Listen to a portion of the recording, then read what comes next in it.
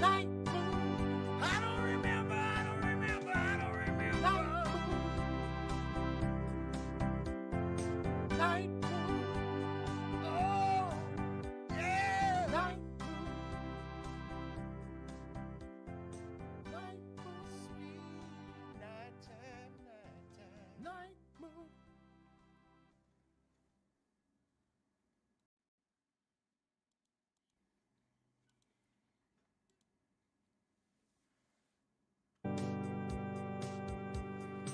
Night moon.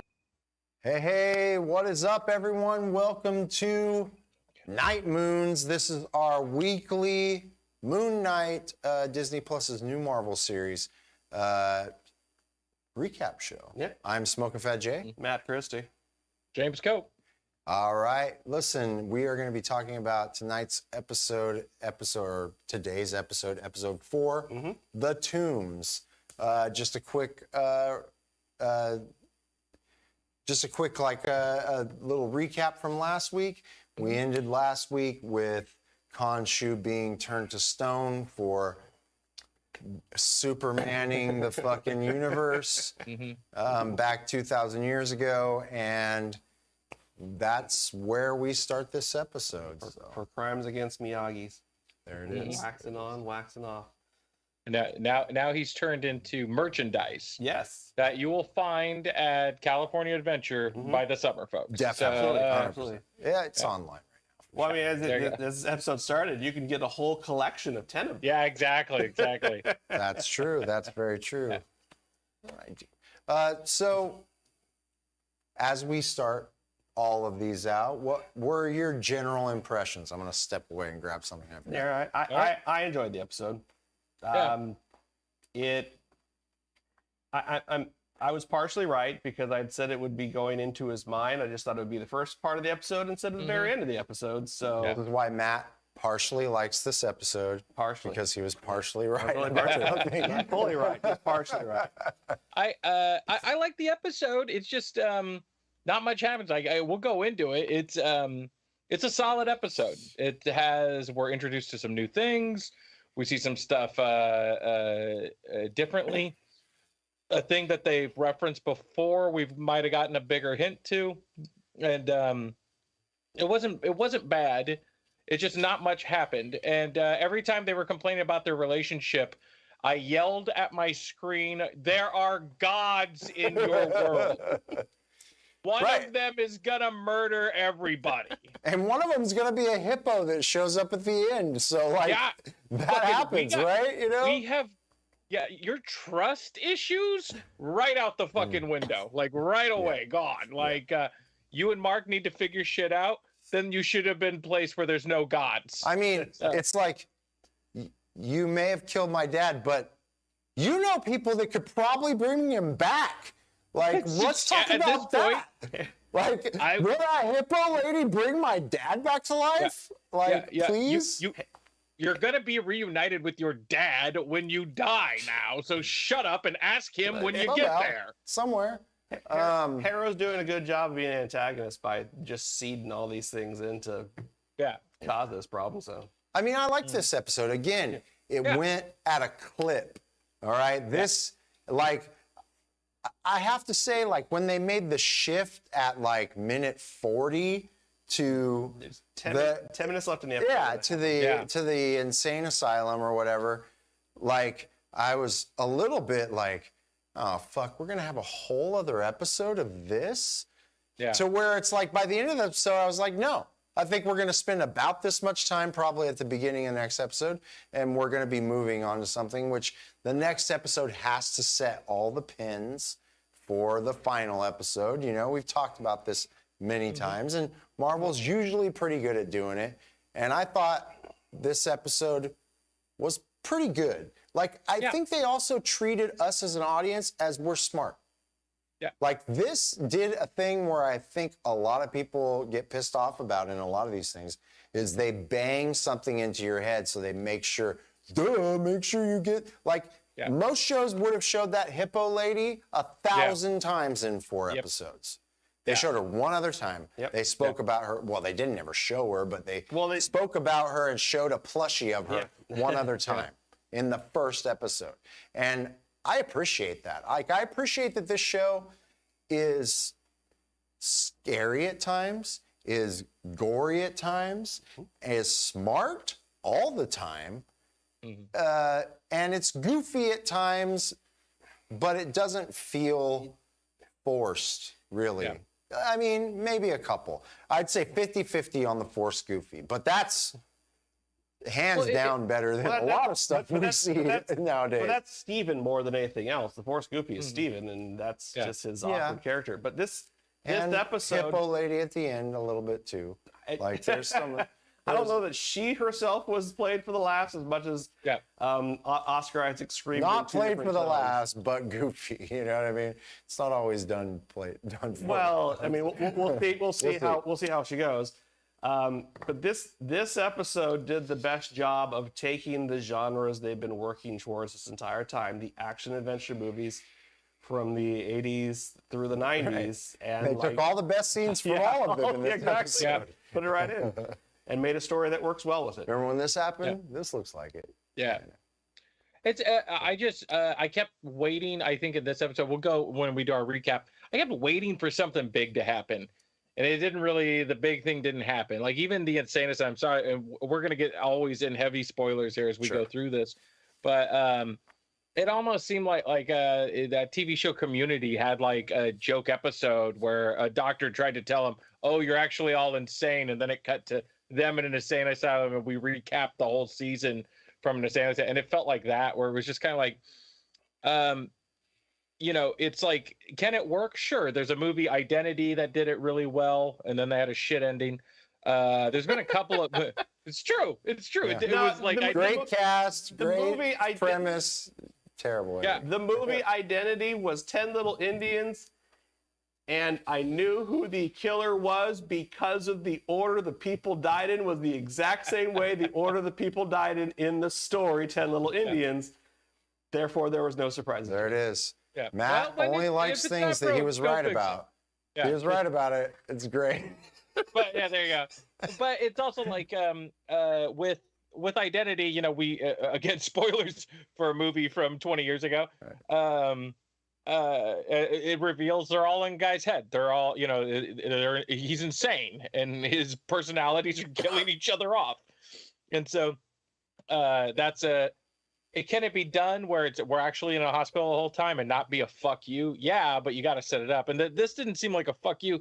This seemed like one of his God's parlor tricks. Yeah. But again, this is a universe where multiple gods exist. So a good chunk of this episode was really on the relationship between our two lead characters, and I could not give less of a shit. See, I don't think a majority of it. I think they spent little time on that, and I appreciate it. It mostly happened in the beginning, and I really did appreciate that there was a couple of parts where I was like, well, where does Steven or Mark come in and save this girl? And he didn't. Nope. She held her shit, and she showed that she deserves to be here as much. And they needed to show that to make me think that Khonshu wants her for some reason. Like, why? Totally. Why do you want her? Because she knows a little bit more, but Mark taught his other personality more than she knows. Like, why do you want her? Well, because she don't give a fuck. She's got a lot of rage in her. Like, they made me, with those little things that I don't feel like they spent a lot of time on, understand more of a reason why Khonshu wanted her. Because she's got a little bit more exploitable rage than Mark. And Mark has become a problem because he's got these other identities. So now I get, because I've never got that until this episode. Why the fuck? Why do you want her? You know? Yeah. Like, why does Khonshu want her? There was an interesting theory that went around, which I mean, I don't know if this is ever going to be confirmed or denied or even talked about, but supposedly Mark's other, at least the Steven personality, somehow got blipped. Oh, just the personality got blipped entirely from him, which is why he was able to control it for so long. Well, because that's interesting, but I feel like it wasn't Steven, it was this other one that we don't know. The supposed Jake Lockley or whatever. Because we don't know the time frame of this. No, we don't. Yeah. We haven't seen this person, but we've seen him kind of show back up. Like, it could have happened, like, right now. Well, I mean, if we're going by, it depends on what's true from what we've seen in the series or not. If the passport is true, then it's basically modern day MCU, which is 2023. If I thought it was still a couple years early. Nope, because the passport is a 2018 date for Mark Spector, which is after the blip happened. Okay, fair enough. So for everybody to be back, it'd be Thank God Matt Christie's here, because I was about to say all the pussies got wet all at the same time. Right now. Remarkable. Continue. I'm here for the facts. Hey. But it's just an interesting thing that if that's a thing that could happen, if somebody who has dissociative identity disorder could have an identity erased. That's interesting. And it could, and look at this, they can have this be the thing at the end of this one and do it to the end and say, half did. So there's still another fucking one. Yeah. Also, apparently the end of this episode is based upon a big Moon Knight story. I don't remember who the artists and story writer were, but a lot of it's taken directly from the comic series. Right. Where it's actually Amit who is a Harrow's character in the Office. Mm-hmm. But the ending of it's not. I mean, if they go with the ending of it, that'll be an interesting way to justify that, because the ending of that story was that Khonshu was the one organizing all of the mindfuckery for Mark Spector and his personalities. Yeah, but I don't think they play that yet, because they want this character to stick around for a while. So they got to give him someone that's disposable-ish at the beginning, because that's what Marvel does. Whoever your first person is, they die. And they move on, and they're close to you, which this is another avatar of a god. And then you move on to more interesting kind of characters from there. But that being said, I mean, I liked all this stuff. Like, I understand that it is, like, I wish, this is almost the opposite of what Netflix did. Netflix did 13 episodes of all their series when they needed 10. All right. Yeah. And you had 3 of filler on all of those. As much as I loved every one of those, there was at least 3 episodes of you needed this to happen to build character. And I will allow you to retract that statement and take out Iron Fist from shows that you Iron Fist has more. I said at least. I said at least. You said you enjoyed all the series. I mean, there's points that didn't have Iron Fist in it in that Iron Fist series that I liked, and supposedly she's coming back, so it's fine. But I think this may have some of the opposite, because I feel like on several of those, because we talk about these things a lot, I think more on a based off of a movie thing. And I think we have to kind of take them more as a television series thing, which wants to have legs, which wants to last for a long time, which wants to be a character-driven series that we can definitely argue the ones that suffered because they were trying to set that up as opposed to the ones that benefited from that. But you have to find that sweet spot of what it is. Okay, and I think 8 episodes is it for some of these series. I think there's a huge difference, and I think you're giving them a little too much credit when you do that, because it's if we're going to go television, then I want it to be episodic, not one big story. The reason why we keep comparing these, I think, to movies is all the Marvel shows. But hold on though, because some of my most favorite series were maybe started episodic, but when I really started liking them was when they stopped being that and they started being arcs. You know, it's character arcs. I want this character to go through this thing through this character arc, okay? And it's telling a story about something that has to do with that character, because all of these super people, if they are completely alien to us, we will have nothing to connect to, and it will be terrible to us. You know, we have to find that human connection. So when we put them through these human things, that's usually when that character arc is most interesting to us. Even though we have them shooting lasers at the sun or whatever the fuck they're doing, like what we connect to is that human thing. So I don't discount that I love some episodic shows where it was like The Simpsons, where it was like every day those motherfuckers are the same age, living in the same house, and who knows how much time went on. That's great for certain things. But when you're trying to do more of a, when you're trying to interconnect things, you have to do it in some sort of a timeline.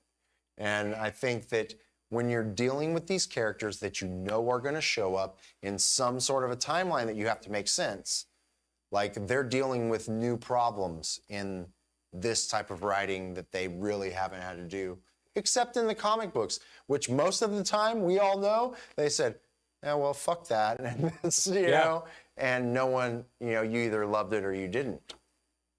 Yeah. And maybe that's how we kind of have to look at it. And somebody's going to come along later and retcon the entire thing. Sure. Yeah. So. Yeah. I just, if we're going to compare it on a television level, and you can still have big arcs and still be episodic, you know, Star Trek Next Generation or even more modern stuff like Rick and Morty, those are episodic with huge arcs in them.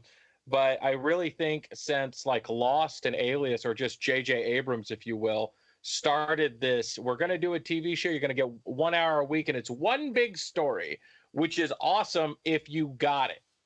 And I haven't seen a show yet that had like every episode I needed to see. Lost was a lot of fun. You could cut out 2 seasons. Yeah. Especially when you go back to those 23 episode seasons. Like, that's crazy.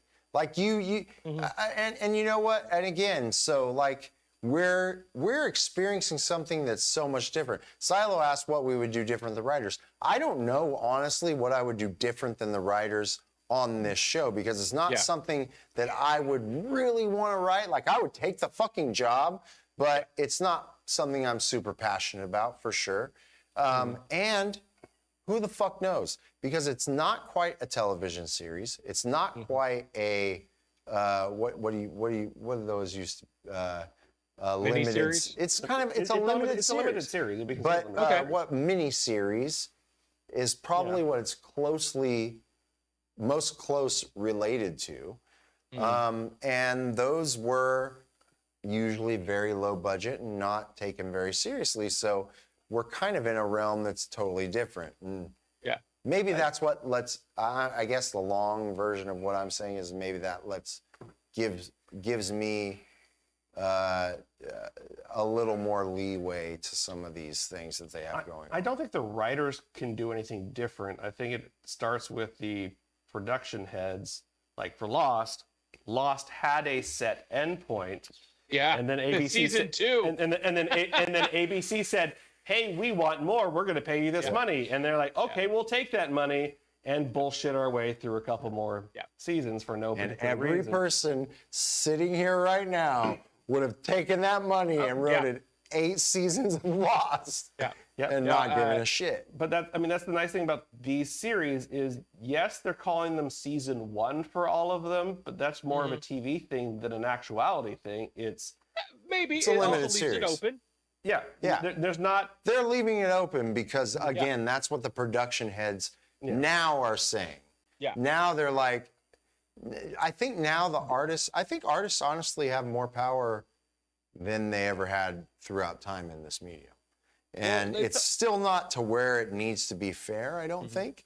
But I think that it is far and above on some, you know, like they are letting artists really take swings with a lot of these characters, but they're giving them a box to work within, which as artists, like those boxes aren't always terrible, you know, to have to work within, especially if it's a different box than we've had before. Yeah. I think they've said it a couple of times, this is not us or being original or anything, that we've kind of hit this weird second golden age of series creation. Like, 30 years ago, Breaking Bad and Better Call Saul would have never been made. No one's going to put money into that Definitely shit. not. And so like we're seeing television, we're seeing things now that we would have never seen. We would have never gotten Stranger Things, we would have never gotten Midnight Mass or Daredevil, maybe Daredevil, but even Daredevil would have had to It been, wouldn't be what Daredevil was. It would have Exactly. been part 2 of the Ben Affleck Yeah. movie is what we would have gotten. Those 70s and 80s Hulk episodes and Spider-Man episodes, that's more of what it would be. that's what we would have got. Like, Yeah. so no, I am very excited. What would we do differently as writers? It's hard to say. Like, it's all in like the tone and what they want for the bigger picture. If Moon Knight is going to start showing up in the next like Avengers films or Eternal films, I'm hoping alone. It's like whatever it is it's kind of like on what they need. Right. So, but as far as the show goes, it hasn't been bad. Even this episode, nothing happened in this. Not a fucking thing happened in this episode, and it was still pretty good. 53 minutes of like I would be nitpicky like anytime if we were racing against an avatar that's going to help his god kill everybody that has ever committed a horrible crime before Basically, they're born. Thanos the world. Yeah, Thanos the world, which when you think Maybe. about that, Whatever you I hope- believe the degree of shitty people are, to be honest, but there's a could shitty be person in every 90%. You know? there's a shitty person in every one of our family lines. So, my great It also grandfather seems that he may not have, like, he may have been sacrificing more of his people for these things that are going on too in this episode. when does it start? When does it end? We haven't really been told those rules about what they're doing. And if like that gets revealed, and then we go back 8 generations, and my great grandfather could only get erect when he ate aborted fetuses. It's like, and then suddenly I don't exist. Because of that guy. So how far are we talking here? Like, so it's really hard to say what the rules are because they haven't really told us yet. Yeah. Well, I mean, the biggest 2 rules that we don't know is 1, how do you revive anything from the Ushabtis, and 2, how does Harrow actually have any of the power right now when he continues to show that he is less dependent on that than he is on his own decisions? It's the thing that he has. It's that fucking little thing that he has. He says it twice. No. That's a fraction of the power that he has from her. But he also has the scales on his arms that belong to her. Okay, but I think that all comes from that thing, honestly. Okay. I think that little artifact is an artifact of her. He's got to break her out in order for her to make him his true avatar, because we also saw, like, if we're taking, like, James's thing where it's like, what are the rules of this? What do we know? We know that when you're stone, you can't be in Mark or Steven, right? That's what this episode told us. Yeah. All right? Happy 420. Happy When you're 420, stoned, you can't be a everyone. Mark Smoke 'em Steven. if you got 'em. So, so what he has is he has some sort of like a divine, he's got some sort of a artifact for it. I think that I think the answer to what James said, though, is that in the Marvel universe, everything we as humans perceived as gods, whether it's the Eternals, whether it's the Asgardians, or whether it's the Egyptians, are not that. They're just something from somewhere else that have power beyond what we fucking know. That's it. Thor said it in the very first Thor movie that I think set the precedence for all this shit, is your science is up to this point. Our science is up to this point, and your magic doesn't understand this. Like, we are just different. Like, we might look like humans, but we're not fucking humans. What you don't understand. We might not look like humans, and we're not humans. And we might be able to do all these things. And there's all these other, like, this is the whole next phase for Marvel, is all this shit that you thought at this point, that there was a big purple guy that had these things that were crazy. Here's all these sentient beings that are crazy. I think whatever the reality they establish at the end of this series is going to set up for the next Thor movie as well, in terms of whether or not like the Olympians are real or aliens, or what is actually real in terms of God. I think that will be subtle though. Because there's the line in this episode where Harrow says to Layla that your dad would be proud because you continued his work to prove what he believed, that Egyptian gods were real. Yeah. So are they real because they're real, or are they real because they are an otherworldly entity?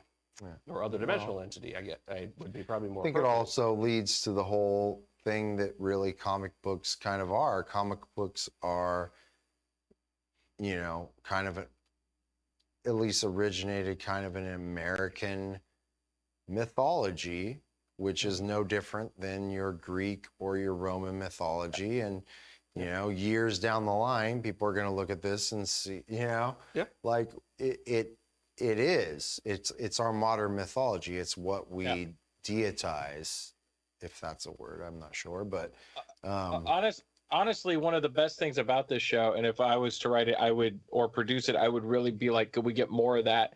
Is both the two personalities that are inside Mark and Steven, use the same tool differently. The suit, one is using it to like be a badass, and the other one has no fucking idea how to. He's in a smoking jacket, and I think they went to like 4 on that. I would have gone to 11. I would have had Steven be shooting flowers at people.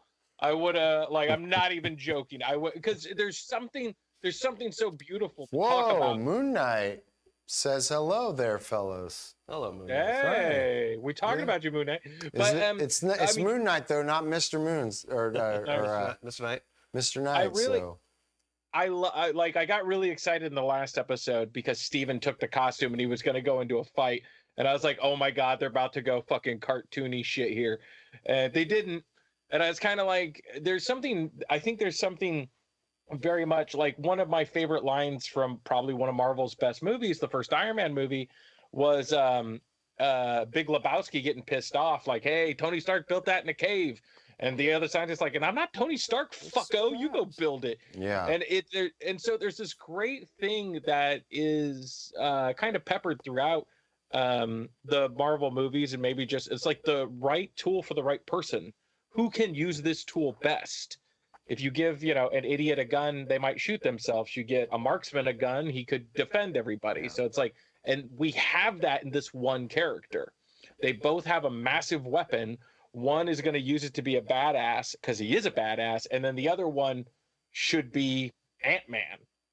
Should be just a. See, I think that this is going to end. I still think this is going to end with Mark Spector and Steven, and even whoever the next guy is that I think is going to get introduced in this next episode, are going to sacrifice themselves. She's going to become the new avatar of Khonshu. Do we want to take bets who the third person is? It's the cabbie guy. It's going to be Jake Lockley. Yeah. I don't even know who the fuck that is. So then I'll take your bet. I will take your bet right now, James. One, the usual. You're gonna be like, I bought Twitter while you guys were asleep.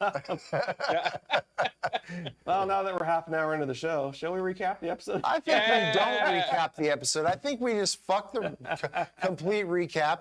Let's think of just things that we fucking keep going with this.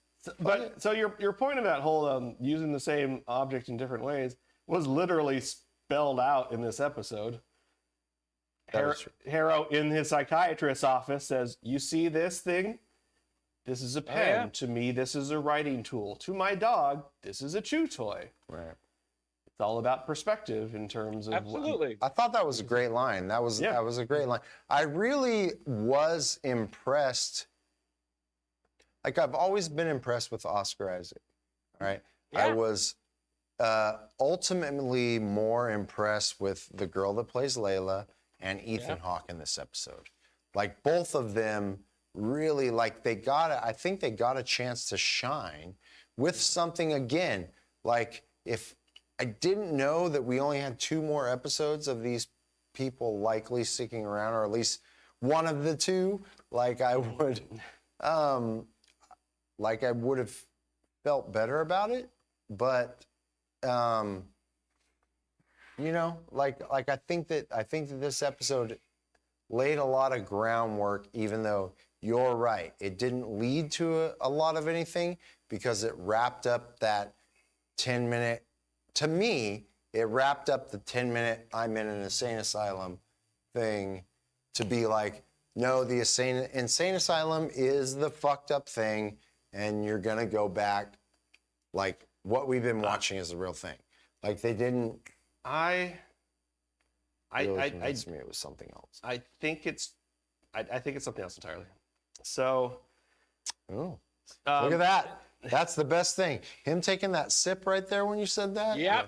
That's what we got to do. yeah. So, no, the insane asylum isn't real. It's still a construct.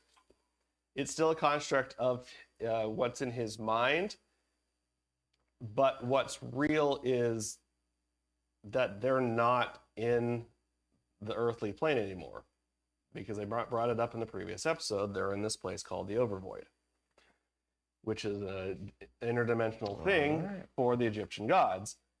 The whole thing where he steps out into the hallway, or steps around that corner of the hallway, and the lights are all swinging one way and the cart rolls across the plane, that's the motion of a ship. Yep. The Egyptians have their own ship passage through to the underworld. Oh. So that's where they got the shit from for the elves. From the Egyptian. Sure, for the elves. No.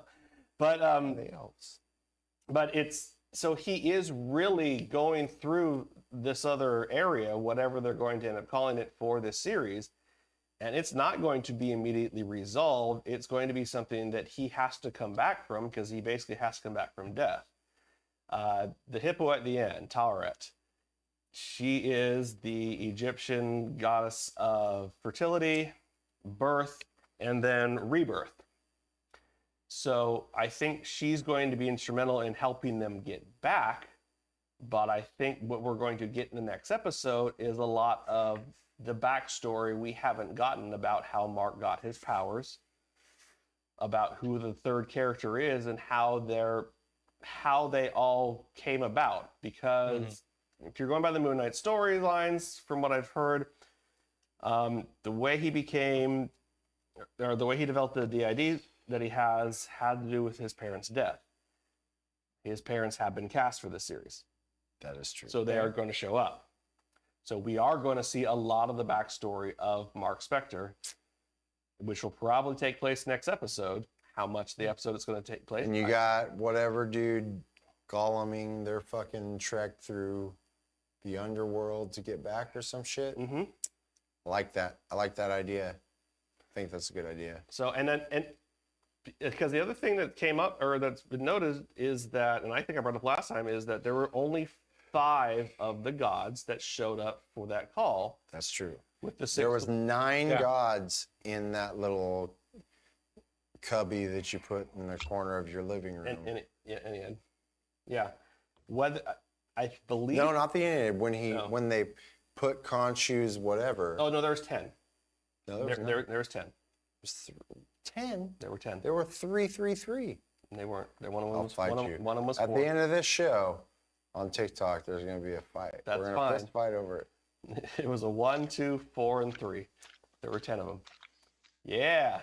Plus there was all the ones. Plus there were all the ones that were on the table just sitting out in the middle of the Luxor last episode anyway. Well, likely you're just going to get to hit me in the dick at the end of the show. That's fine. But Tawamet should have been one of the ones that was there. In the stone? No. Should have been one of the ones that was at the call for the gods. The meeting with all of Yeah. the Well, avatars. look, I think that their number fucking game on this whole thing is a little weird. Because the way that he talks about there's only 7, but then there's 9, but then there's obviously more than 9. Like, like the amount of whatever fucking Egyptian god, like, are we supposed to go and do our search on Google to find out how many I don't, Well, yeah. No. Yeah. but but my point. that's not good for the story. I will go James Kopp on this route and say, well, don't do that, please, Yeah. because that's. I don't want to have to Google facts to make things make sense. But my point on this is that Taweret being one of the 9, not being there, but being in this other place that they are, I think that's how they're going to get Khonshu back. Is they're going to find him in the other void, and bring him Okay. back. along with whatever other gods had been sent to the other void by Osiris and whoever is left. Because there was a shot at the beginning of the episode when he's bringing Khonshu's statue to the place where he lingers on it, and it looks like he's questioning himself and why he's done it so many times. Well, I mean, Yeah, I think there's a deliberate reason why the gods haven't been there. And, you know, if I was to take a guess, we're going to find out that Ethan Hawke's god has already trapped them. Yeah.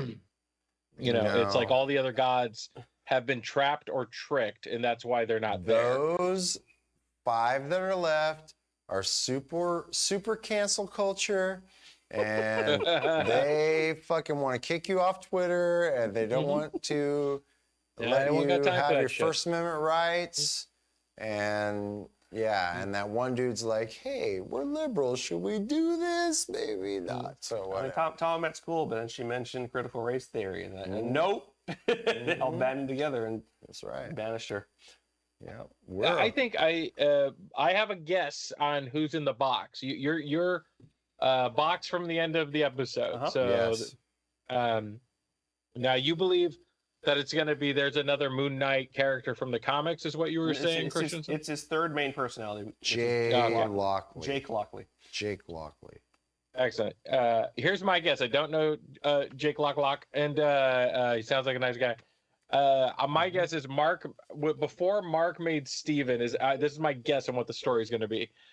Before Mark made Steven, he made Jake Lloyd Webber, and he made him to be a killer, just a nut job. Like, when I'm not involved, I want this person to be a With killer. a lovely ear for music. And yeah, exactly. And that's for the Kiss crossover. They're gonna do a Kiss comic crossover. No, they Made with real blood in the ink. made with real blood from a Moon Knight. So no, he made this killer, this badass, and then that was way too dangerous, so he locked him up and made Steven. That's gonna be my guess for a little bit of the arc of, or at least the reveal of this character. No, I agree. I think that Jake, or whoever this ends up being, this violent person, was the first one. This was the, like, I'm in a corner, I need to let the animal out. Yeah. Whatever you're going to make that. Okay? Yeah. That we think that at this point, that's Mark. But I think we find out more in this that that's probably not Mark. Even though No, there's a third person in a box. Yeah. there's a third person in a box, which I think still might be the person that killed Dad. His partner may very well be this person in the end that killed Dad. All right. Mark didn't kill Dad, and he tells her that in this, but that still might be kind of a lie, considering. Guys have been using that for cheating for hundreds of years. Yep. Baby, it was not me. Wasn't The me. devil They're took obviously control. not. Miranda says Jake from State Farm. It's pretty funny. What was I gonna say? That if they're going with the storyline, which basically he's telling what the original story Moon Knight storyline origin is he was on a job. One of his partners did kill all the archaeologists, and then he got shot because he tried to stop him, and he was taken to Khonshu and revived. So if it is a lie, which it could possibly be, we'll see it this next episode too, because there is the shot of him getting the Moon Knight powers for whatever happened to get that. Yeah, and he talks about it in that. Like, he still keeps something back at that point. Yeah. Like, the one thing you can keep back is, I should have died that night. And obviously, yeah, it's because Khonshu came to you and gave you whatever. I have a feeling that tomb. It's a healing thing. What is that movie called? Tomb. Raider? Not Tomb Raider, their movie, the in-universe movie. What? The cheesy Marvel one? the cheesy 80s action adventure movie that's in the episode. I don't remember. Oh, it's called like it is called like Tomb It is Border. called like Tomb Basher or Tomb Raider, something like Yeah. that. Yeah. I think that is an actual movie in that universe, and I think it is something that Mark saw when he was a child. Okay. And I think that is really where the Steven personality came from. Right. Because But the what do best we- line is the lie that has a hint of truth. Well, I mean, because you're going to the whole thing that if the other personality was the first one he created, well, there's this movie in the back of his head that he developed this other personality to take over Jake. Mm-hmm. Huh. So I'm agreeing with you that, yeah, Jake probably was the first one, but Steven was created out of this cheesy character from this 80s movie that he I watched when agree. he was a kid. And his girl. And Layla. So you took those two things. Can we talk about the blue zombies yet? Please. You guys want to talk about some blue Let's zombies? talk about the blue zombies. All right. So The I hack need- priest, Was there Yeah, two or only one? there Well, was... Did he squish the first one? Okay, so there were... If we're going by what was shown, there should have been 3. blue Three. mummies. Because on that mural that they looked up above all the other mummified corpses, Mm-hmm. everything to the right of Amit was X'd out. Everything to the left, which was 3 of them, had just the single lines for them holding the staffs. I don't know that we saw that third one, though. I don't know that we I did think see a we only third saw one, so I 2 believe. at most. I'm just saying, if we go by what that shows, there should have been 3 theoretically, but there's definitely at least 2 of them. All right. I like that scene. I really like that scene. That scene was scary. All right. And it showed her to be a fucking badass. Like, it Yep. put a woman into a scene. Like, I hate to break it down to this, honestly, at all, but I think that it was important that it was a cool fucking scene and they did something that I hadn't really seen with a woman. Like, she was shown to be she wasn't portrayed to be a badass first, like a Black Widow or like a lot of the other women in this universe. Like, she was seemingly portrayed as a throwaway woman. I'm a damsel in distress character, and was proven different in this particular episode. Yeah, I'd say the whole episode. They're being chased. He's knocked out. They're being chased by Yeah. Oh, at the beginning the too. Yeah. leftover people. She takes off. She doesn't do any superhero moves. She walks around a fucking car, gets a flare, and throws it at their bullets. You know, it's like she has problem solving skills that didn't need supernatural. They even show like the bullets rattle earlier, Yeah. Yeah. and that she kind of like got that. Like Yeah. that. The second viewing of this like really made me like, especially in that first half of this episode. Like, What I enjoyed about that scene was that it was lit so you could see them, but it was played out as if it was pitch fucking dark, which is what it would be in that desert. Yeah. Totally. Where they're No lights. the people Yeah. who are chasing them. Yeah. Let's just call them the Libyans because they basically were ripped off from Back to the Future. They took out a Kodak only shack had the right lights next of to their the fucking vehicle pyramid. to guide them wherever they were going. Yeah. So if they couldn't pick up anything within what the peripheral of the lights were showing, they weren't going to see it. So not to mention, I bet 1 million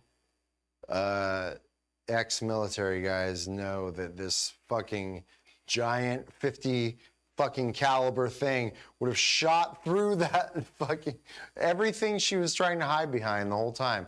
Not to mention, they just pan over to him standing in the open right next to where this person was not that 2 seconds ago. that awkward shot where when this is a close-up of her face, she's fully behind the Jeep, but it's over her shoulder. She's like way out in the open while these bullets are flying everywhere. Like, she's been hit 12 times at least. She's dead. And Even she later bought with those- the blue person, yeah. No. Well, first off, with the bullets, they bought them all from Russia. So it's like Fair it's enough. not gonna work. Fair and enough. so We have now proof of that. So yeah, topical. I'm after this in a year. I'm investing in Russian arms. Oh, Because, real quickly, thank you, they Miranda. will be The next movie, as dispensers. really quickly, thank you, Miranda. The show is called Tomb Buster, or the movie is called Tomb Buster. Tomb Buster. Sorry, Sounds like a porno. yeah. Back to the Libyans. Just and gonna say it. So, all right. Yeah. So can 2 we out get of to the 3 goddamn blue nerds know zombies? what that is. So good. the Blue priest zombies. Blue zombies. Blue zombies. All right. Why are there blue zombies? Why are they still doing mummy shit? They Why are they hanging out in walls grabbing people? I don't dislike the blue mummies. I like the blue mummies, but blue zombies. I need more information. they told you they are the magicians that were buried with Amit to Magi, protect her in the Okay. afterlife. Yeah, that was me. It was like, here's the thing with both, like more in this series than any other, but definitely in The Mandalorian and a lot of the Disney stuff that's going on. It's a video game, all right? Yeah. They had to go through the Egyptian level, James Kopp. Yeah. That's why all those things happened. They needed to have a thing. And still, I think they did a good job. They're like, hey, Yeah. there's some blood over here and this weird fucking knife. Hey, what are they having to shoot at? Like, they have these little lines that really just made me go, even when it was a real hard left turn, I was just like, well, I fucking said that earlier, But it's I like get it. everybody did not give the goddamn blue mummies or zombies focus that they deserve. If I was doing a horror movie and we were in a building, we're in an art museum, and then it cuts to the side and you see 3 werewolves eating a guy, and then we cut over to us and we're still arguing about shit. Can we talk about the fucking werewolves? This is how I feel about this. No, You because- have 18 minutes for that because you have to tell a werewolf story, you have to tell fucking One Flew Over the Cuckoo's Nest, and you have to fucking tell your fucking Indiana Jones story. You have to get through all of those, James Kopp. You have 18 minutes. You got it all. That's all you get. It's a Taika Waititi movie / TV series. There you go. all Yeah, it is. exactly. Just whoop. So no, I really dug them, and I was like, oh shit, we got this new presence, this new problem for either Moon Knight to fight or for both of them to fight. What if this is a third god that's going to start messing with things or whatnot, or a third pharaoh? What did they say? Alexander the Great, Yeah. I think, was the person that they fucking Yeah, it was interesting. deep throated. Yep. So yeah. So Daddy Oscar Isaacs with his lines as Mark Spector said, yeah, get it in. Really Again, get in though, there, that's like yeah. one of those weird.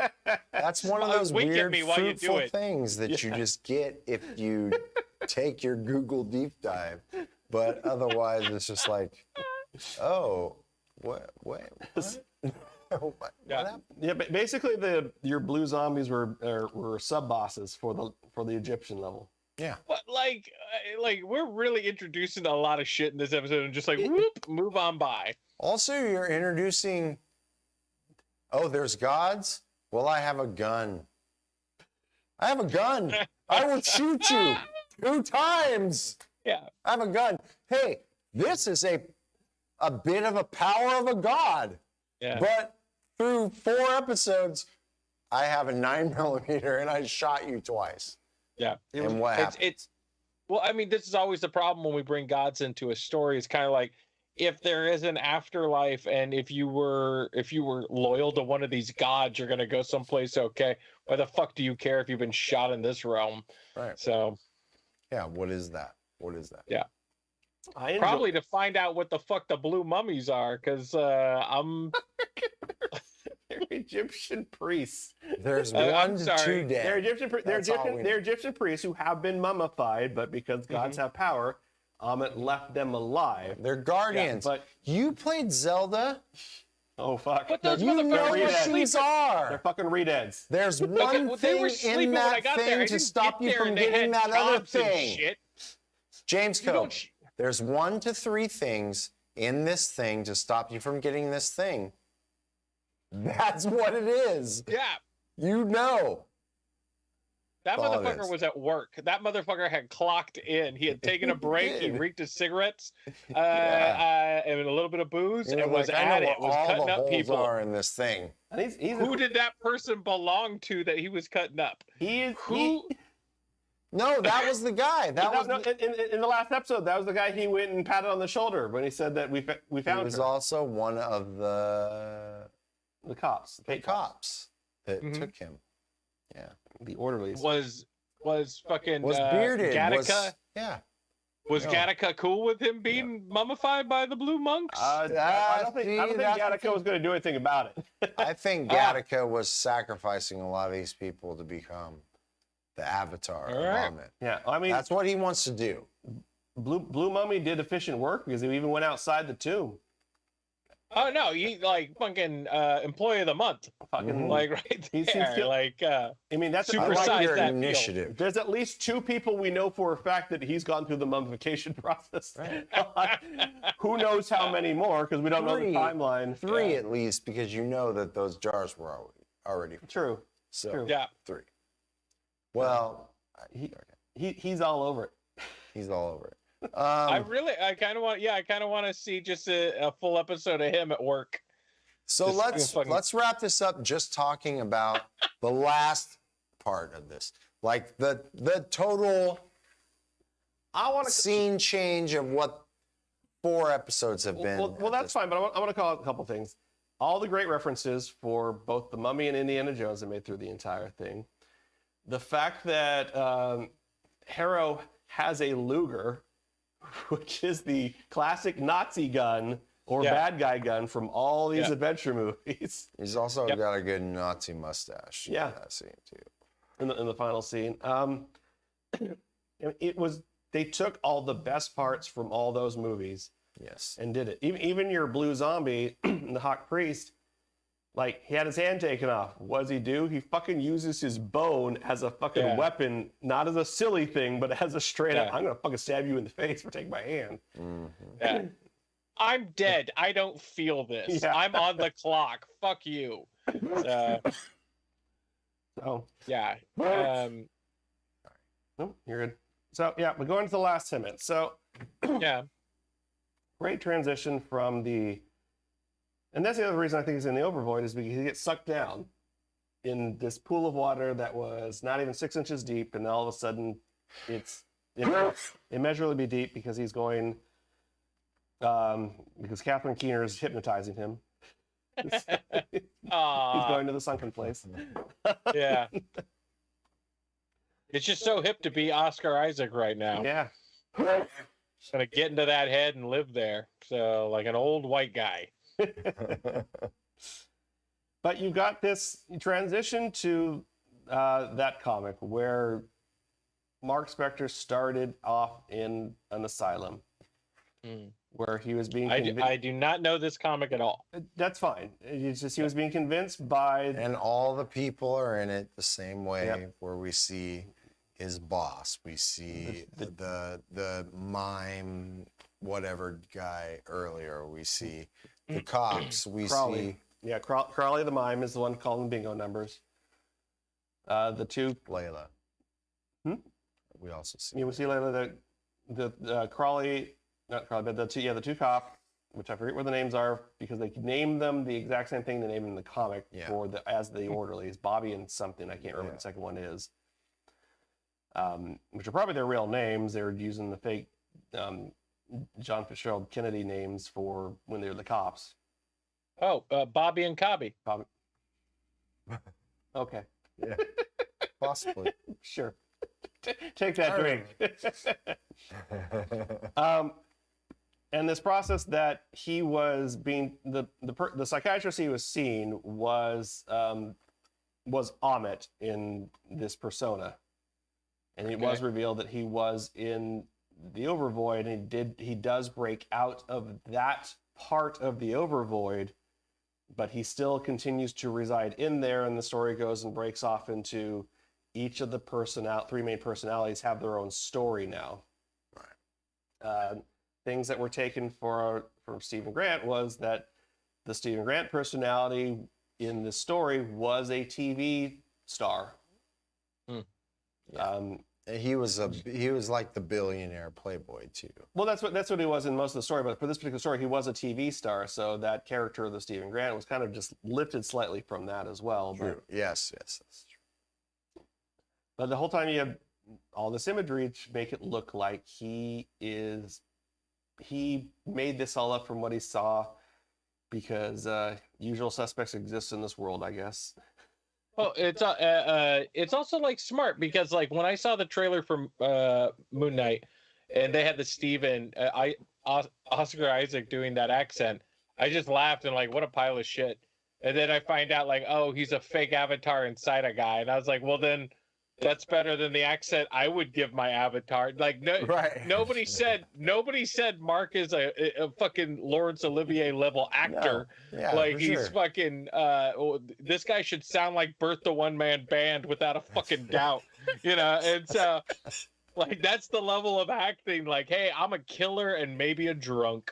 Yeah. So that's it. That's all you get. Yeah.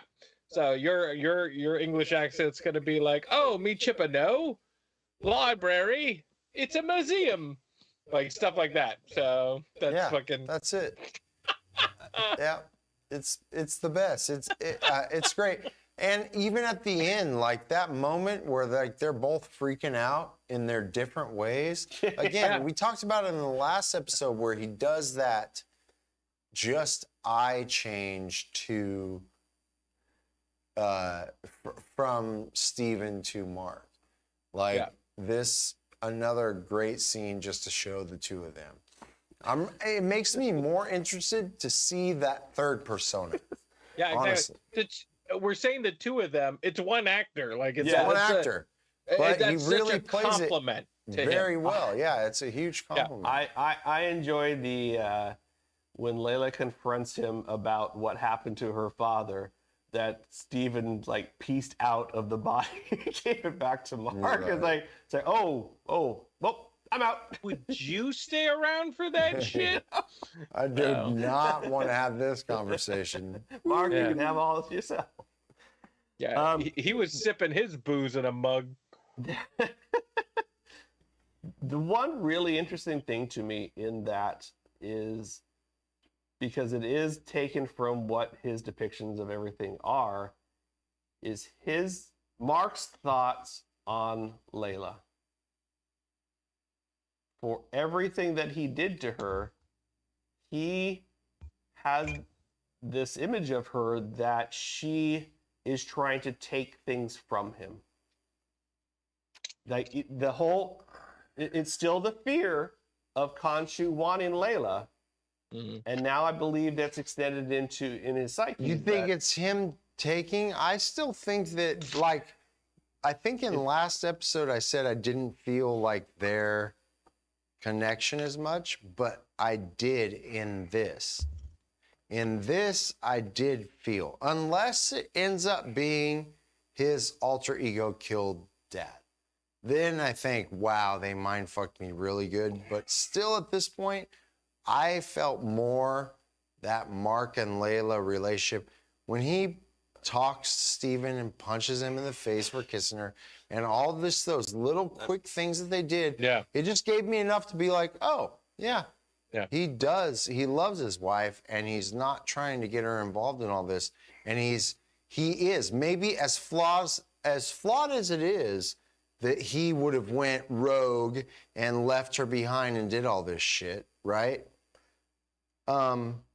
I think that that's just his persona of this. Like, Steven is not as competent, realizes Layla is more competent, but he knows his shit about the, Egyptian everything. So he's going to go in, do that, and he's going to partner with her. And obviously he loves her too because he's still really a part of Mark. Yeah. And Mark's the main guy, I think, in the end. That broke apart, but that's not the part I'm referring to. I'm referring to in the asylum. Okay.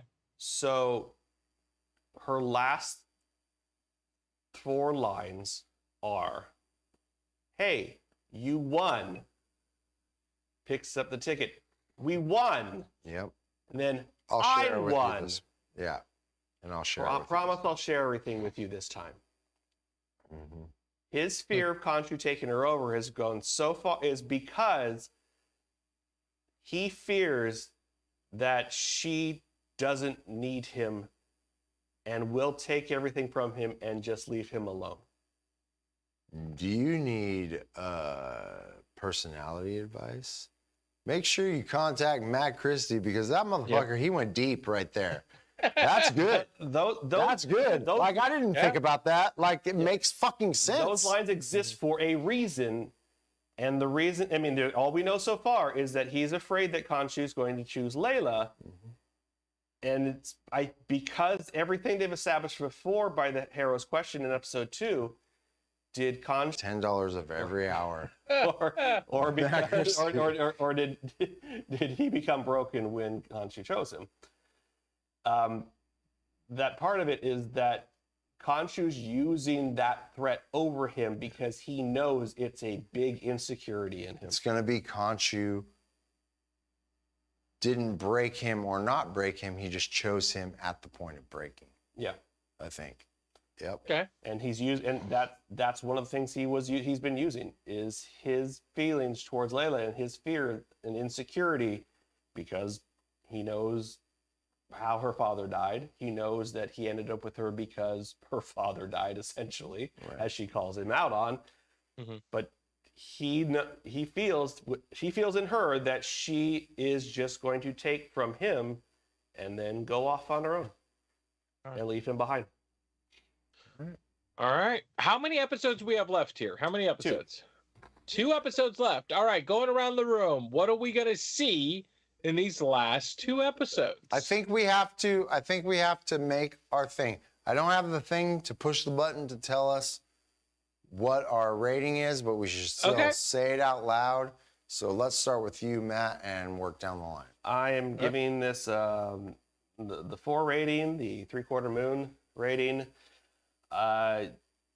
Everything the writing was great. The story pace, while it focused on the entire 2, maybe a little quick, but still was better contained than the frenziness that was episode 3, where we sped through maybe like 2 days in 30 minutes. The going with the twist, the supposed twist, like I said, I still believe that it's more of they are in their version of the underworld, or at least heading to their version of the underworld right now, and that's part of what that underworld is the psyche of Mark. That's his hell or whatever it is that they consider it Purgatory. to be. Purgatory, hell, whatever they consider what they're doing to be. But I mean, overall, I think it was a very good episode. It wasn't perfect, but it was still a very good episode. All right. So I'm going to go ahead and give it 3 moons. And this is really kind of a toss-up for me. I was almost going to give it 2 moons just because of the fact that technically nothing happens in this episode. A lot happens, but nothing actually happens. And so that's always a tough one. And it's a Moon Knight episode with no Moon Knight. It's a a show that has this huge arc about gods, but we're still arguing about our relationship. Having said that, I have those nitpicks with this episode. It still kept my attention the entire time. Every time I stopped myself to ask a question, it was an intriguing question, like, why the fuck is that blue zombie still working? It was like I was there were things in this episode. Still. Yeah, exactly. After this and like, long? but why is he grabbing people on the other side of the wall? Is that his wall? Is that his job? So there was enough stuff in this that got me intrigued. Obviously, seeing the third case shaking and knowing like, hey, we've told you twice now. There's a third personality in here that we don't talk about. It's Bruno, and we still. Yeah, exactly. It's fucking motherfucking Bruno. And I'm really excited for the last 2 episodes. I don't know the character of Moon Knight enough to make like an absolute statement about what I would like to see. We'll get into that. But yeah, I'm going to give this 3 moons because everything that happened as far as the series go, this is a 2-moon episode, but it kept my interest so well, and the acting is so well done that this gets an extra moon. Yeah, I would say I'll give a little bit to that, but I would say it was a 3.5. Nice. But We're all covered. I will give it a 4. I'll give it a 4 because I do agree with that same thing you said, like the acting, and I think the acting coming out of the people that I haven't been overly impressed with. Like Ethan Hawke's been solid, but Layla has been kind of iffy for me throughout this series. But the delivery of their performances gives that extra 0.5 to me. They haven't given her much, and like this episode, they gave her a lot more in this. They gave her a lot in this episode, and they gave which was Ethan great. Hawke even more in this. Yeah, And he wasn't even in an episode that much. He wasn't, but I think that both of the things that he did, the whole, again, like just, it showed something that I think these series have a hard time showing. Why does someone deserve the power they were given? This guy used to be Khonshu's.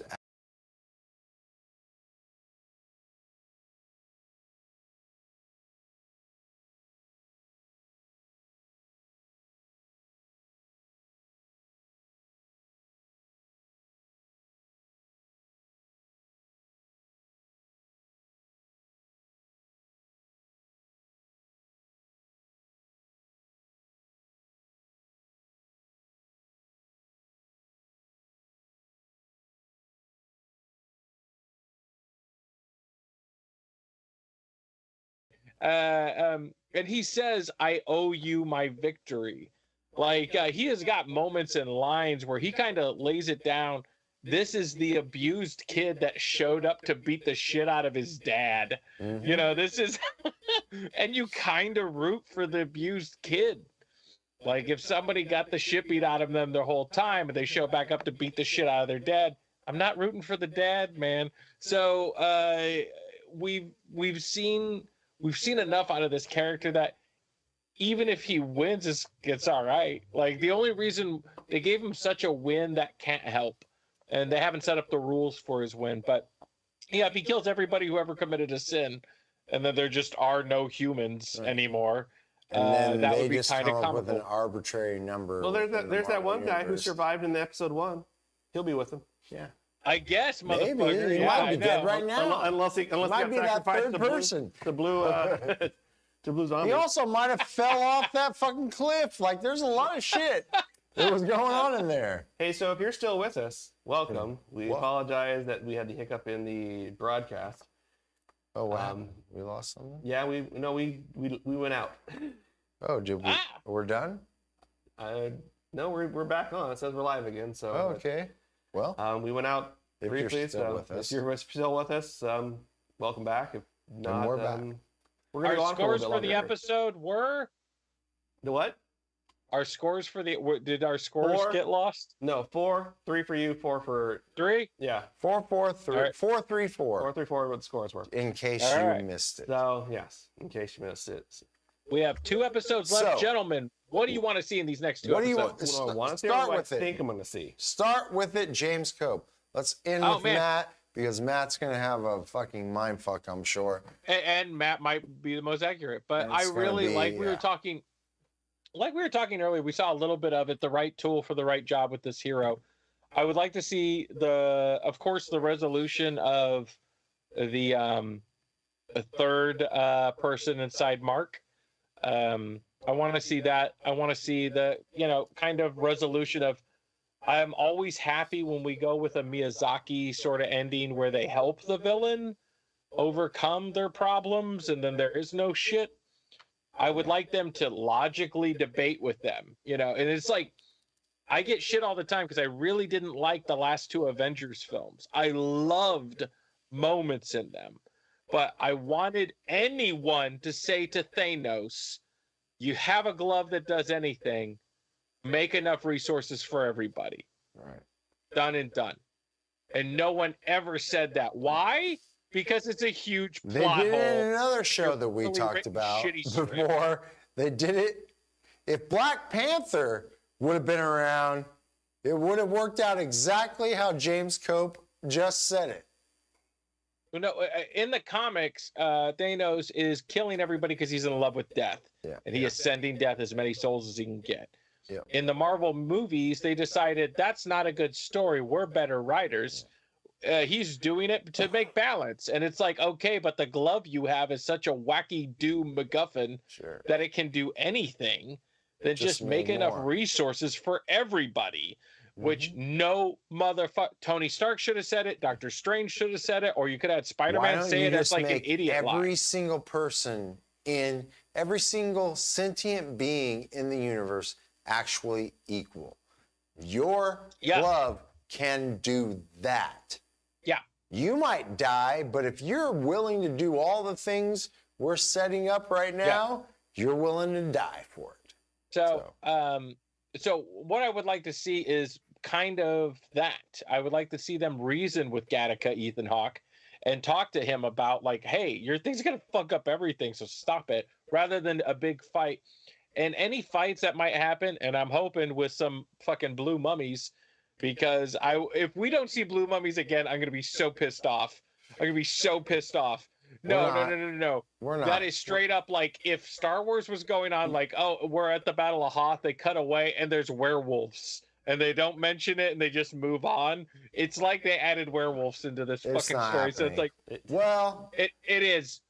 If you don't explain your fucking werewolves, I'm gonna be really annoyed. So, and I would like to see. They did explain them. And and I would like to see the I don't think what we were talking about earlier. I really like that the right tool for the right job and the right person using the right tool.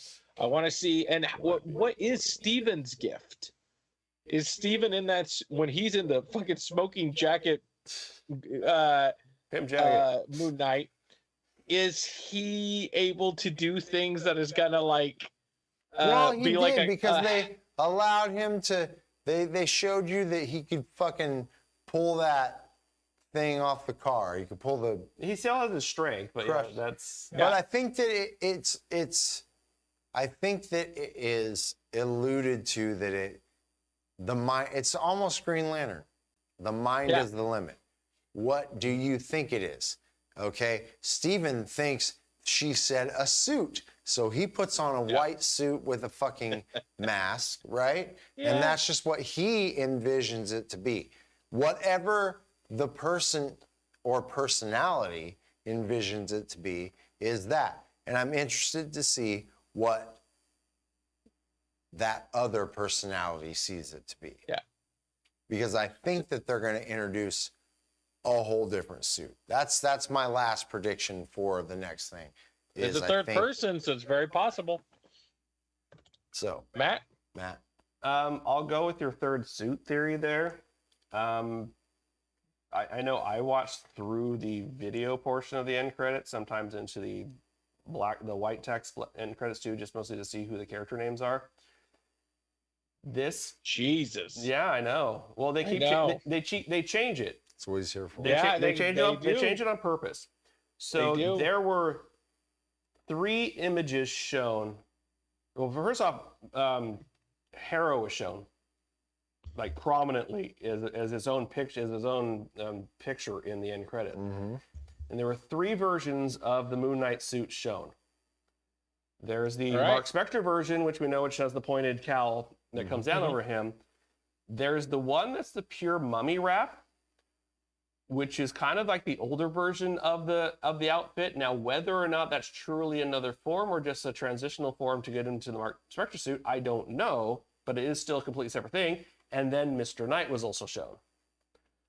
So it is possible that there really is 3 suits, and one for each personality. Apparently, I did not watch this episode close enough. Yeah. Well, like I said, I watched all the way through the end of that because episode 4 tends to be the episode where they have the post-credits scene. So that's also why I was watching for it. But still makes sense too, because you could do you can almost play the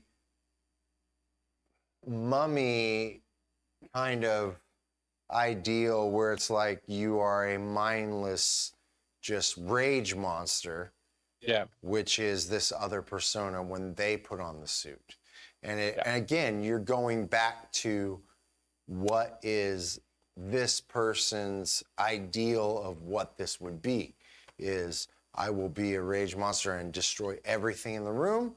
I will be Mark Spector, methodical fucking ninja dude, or I will be, again, your Jesus Christ superstar, fucking Stephen fucking Grant, you know what I mean, or whatever. Yeah. Well, Steven seems like the smart empathy, right? Like he seems those two are his two big things. Like he's smart, he's intelligent, he's very sweet and kind.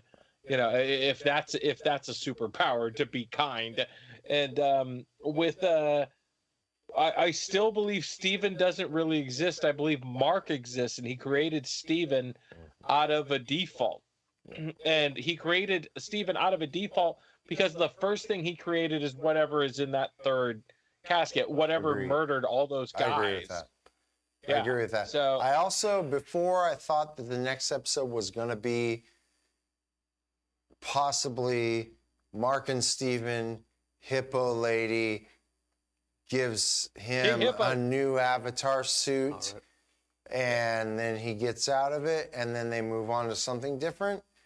But I might be disappointed if that happens, even though that was my initial thing, because of what Matt said about it, being kind of a journey throughout this underworld and the possibility of that third persona being introduced as a necessity in this world. That's great. It's my turn. Sure. yeah, go ahead. I know we haven't let you speak for a while. Yes, thank you. So one thing that initially confused me, because I was watching this kind of half-assed when I watched the showing of it, or first viewing of it, was I misheard Harrow talking to Layla in terms of talking about reading the scales, because for some reason I thought he was reading her father's scales. And going back watching the second time, I said, no, it was Mark's scales when he read it off of Steven, which is why he knows all the information. That also made me think, okay, so when did Harrow no longer have Khonshu? And between then and Mark getting Khonshu, how much time passed? Okay. Because it was instantaneous. I don't know that it was instantaneously. I have a feeling that Harrow knows more about what happened to her dad than just what he saw through Steven. Yeah, because the way that he played it, I'm telling truths, but not the whole truth. So I think that he was there when it happened. He's not the one who killed her father, but he was there when it happened.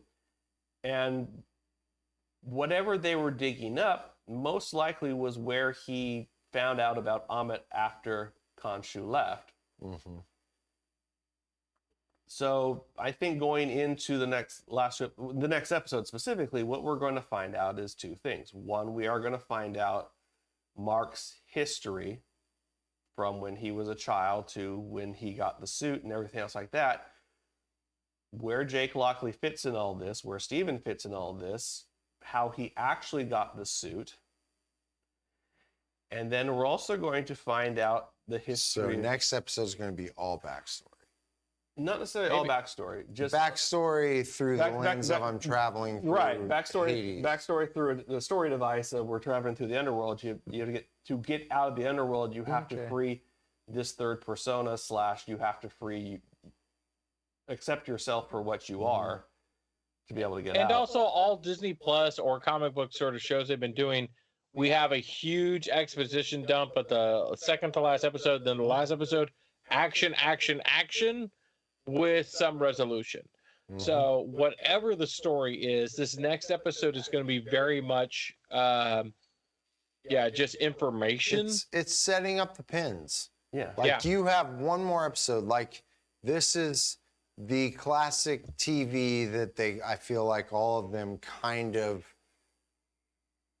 subside to, is, okay, you have this many episodes. By this episode, you have to have all the pins set up for everyone to knock down in the next episode.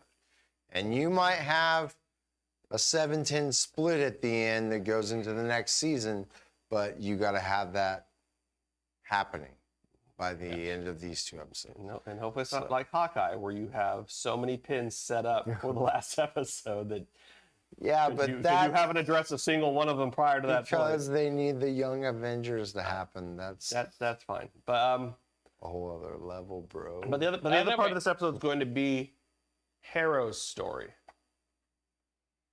And I okay. And I believe there's going to be some advance. Well, the advancement is going to be that he's going to either obtain or begin to obtain Amit's power by the end of the episode. That's pretty much a given. Well, I think that's very valuable. I think I agree with you that that's a very valuable side of the story. Is give me more of what the bad guy's fucking motivation is, because other than, you know, I'm a moondoggy for this fucking Amit, like, I'm not, like, I'm only given small kernels. Give me the fucking main course of what that is. I don't know, man. I kind of agree with this attitude of, like, I worked for this god. He was a piece of shit. All of his ideas are fucking lame. I used to work for McDonald's. Yeah, and I saw him put ketchup on his fucking steak. The best. He put ketchup on his steak, and I saw it, and I fucking walked. All right, you know, it's like, so we have Charbroiled he's seen it. Is the best. Yeah, the Gattaca character is really important here, and I think they've treated it well. Yeah. With the idea that he is, he knows the other god, and for whatever reason, I don't know if this person's insane or not, but they chose to go with this other god and go with their plan. So an interesting thing that's been done in the show so far is Harrow has only killed 3 people. Only one of them has been by the ritual. The second one was the guy who picked up the scarab, which he just killed instantaneously when he got the scarab from him. He didn't go through the ritual with him. Right. And then he shot Mark at the end of the... And even the one they killed with the ritual happened to be a young dude with a gun who was obviously in the fucking guard corps. No, he killed an old lady. He killed the old lady. Right, he killed the old lady, but I mean like he did his little ritual with 2 people. One of them happened to be a young, perfect guard for this army. And the other one was an old lady who had probably less value if you're planning a war between gods, you know. So well, he also did the ritual with Stephen. Right. But I think when it was chaotic. So it was chaotic, but I think that was because of Khonshu. I don't think 3. So you got all 3 sides. You got far this way, far this way. But for somebody who is so dead set on following these rules that supposedly Amit's going by, the fact that he's only killed 1 person under those rules, and more people under his own terms, is telling about. That's what I'm saying is he, even the one that he did supposedly under this ritual, out of the times he actually did the ritual, was suspect. The old lady was suspect too, though. Come on, just write it out. That's exactly. You know you're a piece of shit. Write it out. Don't ask to be weighed in the scales. Right. Go back What's to the worst she's gonna do in this amount of time? Your Asian neighbors. You don't know what they are, but you know they're that. You know, it's like, go back to being your horrible self. Well, I think it might be as simple as she would, in the end, side with the other side. Probably. And that's enough to kill her. That's a fun idea. So the first guy was a plant. Mm-hmm. And the first guy was a plant, and the second person was the old lady. It's the 3-card Monty in Vegas. The first guy is simply the guy that will die for the cause. Yeah. Like at this point, like you always have to put obviously some of these people are going to be killing people, so you can't say murder is a thing that you won't allow to happen, correct? Yeah. So, where do you put those lines? Okay, grandma might not murder someone in the end, but you've drawn that line so far that you're like, if you will side with the other side and just take a bullet that should have been for the leader that ended this, then bye, grandma. Yeah. But you will fire that bullet and get murdered instantly. So you're in. Like, you know, it does show that it does show that where it's just like this is a powerful entity within this universe, whatever it is, and they draw the line where they feel to draw the line. And I think we just discovered the new action line for Moon Knight, which is "Bye, Grandma." Bye, grandma. Every time now, from now Oh, on. we should say that right Bye, now, Grandma. and it's in this show. Bye, Grandma. Do we have anything else to say about the show? Yeah. Right now, no. We can throw up the meme dump now and see if it. We're into episode 5 next week. Let's go Yeah. to the meme dump. What do we got here? We could have also gone with Mike Tyson's Punch Out, King Hippo. Yeah. There it is. Punch her in the belly, she'll fall down. Hippo, the god of hungry. And can you please say that name? Tower it. Tower Look, Gritty to work Market all Street. right. It's great to see that she is getting work 75 years later. Yeah. Yeah. Yeah. And here we go. That's body positive right there. This is your favorite blue zombie right here. Yeah. He's like, God damn it, I got 5 hours left of my shift, you Oh bitch. no, we both fell down.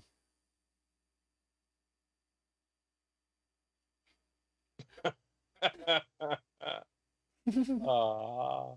He's back up. It's all Yeah. good. It's all good, ladies and gentlemen. And of course, Can you hear this at all, James? Yeah. you can. Ah, damn it. This I is, watched it in the chat. Okay, so yeah, you know. if you are a 20, Final Fantasy 1997. Let's see, 1997. Yeah. What, 25 years? 20, there it is. 25 years. Eris! Eris! Yes, Eris at the Whichever. time. It was Eris at the time. I'm appealing to both, ladies and The gentlemen. purists and the old schoolers. We'll have more. We'll have more. Jesse is on sabbatical in Oregon.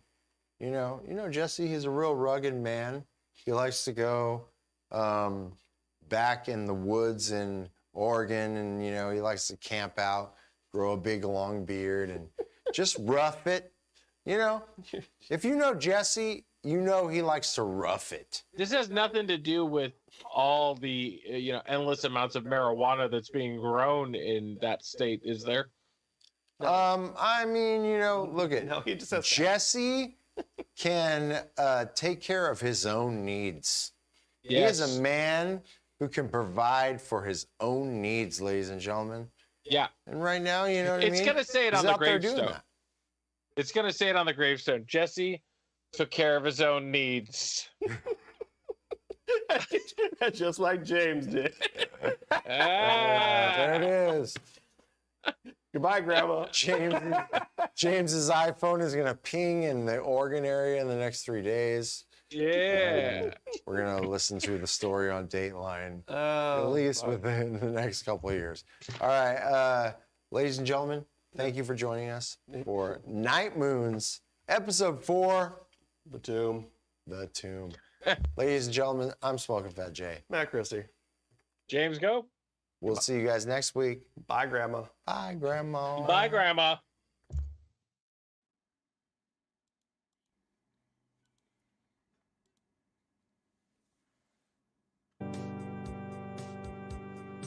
Night